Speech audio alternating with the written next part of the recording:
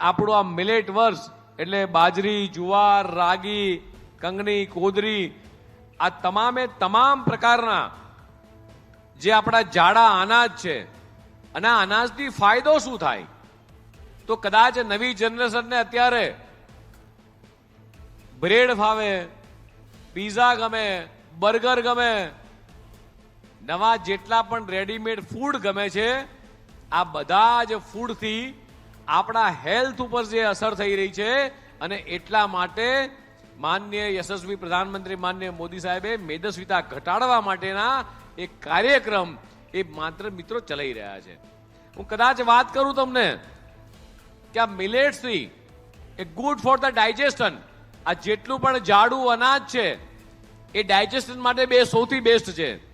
એવી જ રીતે આપણા ડાયાબિટીસને મિત્રો કંટ્રોલ કરે છે. એવી જ રીતે એમાં બધી જે હાઈ વેલ્યુ ન્યુટ્રિશન્સ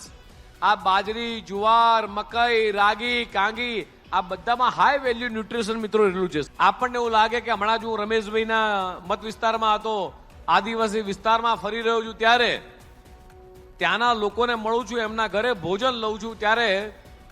એક પણ આદિવાસી સમાજનો ભાઈ કે બહેન મને હેવી બોડીનો કે કોઈ રોગ થયો હોય એવો વ્યક્તિ મને જોવા નથી મળ્યો. એટલે મેં પૂછ્યું, જીતુભાઈ